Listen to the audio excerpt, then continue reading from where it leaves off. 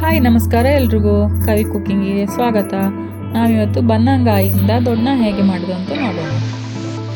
4 glass ಆಗುವಷ್ಟು ಬೆಳ್ತಿಗೆ ಅಕ್ಕಿ, ಅರ್ಧ ಕಪ್ ಮೆಂತೆನ 7-8 ಗಂಟೆಗಳ ಕಾಲ ನೆನೆಸಿಟ್ಕೊಳ್ಬೇಕು.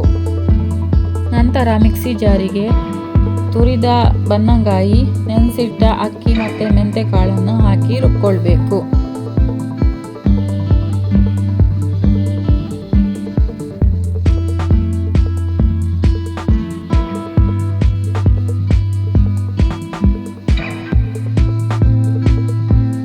ಹಿಟ್ಟು ತುಂಬ ನೀರಾಗಿರಬಾರ್ದು, ಉದ್ದಿನ ಹಿಟ್ಟಿನ ಹದದಲ್ಲಿ ಇರಬೇಕು.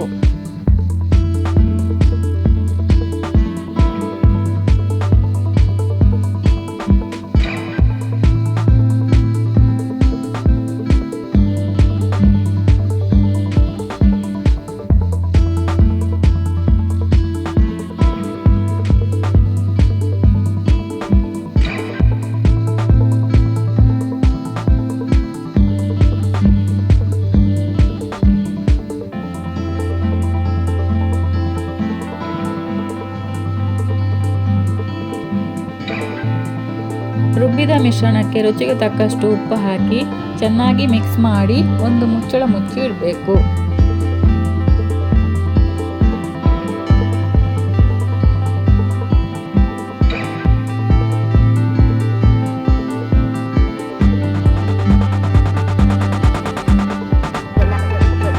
ಮರುದಿನ ಬೆಳಗ್ಗೆ ಒಮ್ಮೆ ಚೆನ್ನಾಗಿ ಮಿಕ್ಸ್ ಮಾಡಿಕೊಂಡು ಹಿಟ್ಟು ಏನಾದರೂ ದಪ್ಪ ಆಯಿತು ಅಂತ ಅನಿಸಿದ್ರೆ ಸ್ವಲ್ಪ ನೀರು ಸೇರಿಸ್ಕೊಂಡು ಹಿಟ್ಟನ್ನು ಹದ ಮಾಡಿಕೊಳ್ಬೇಕು.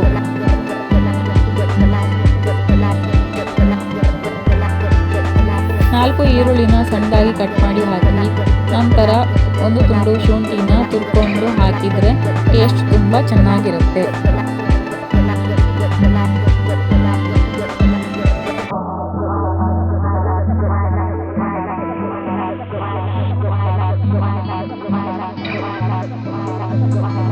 ನಂತರ ಸ್ಟವ್ ಮೇಲೆ ಬಾಣಲೆ ಇಟ್ಟು ಅದು ಬಿಸಿಯಾದ ನಂತರ ಅದಕ್ಕೆ 2 ಚಮಚ ತೆಂಗಿನ ಎಣ್ಣೆ ಹಾಕಿ ಹಿಟ್ಟನ್ನು ಹಾಕಿ ಲೋ ಫ್ಲೇಮಲ್ಲಿ ಬೇಯಲು ಬಿಡಿ.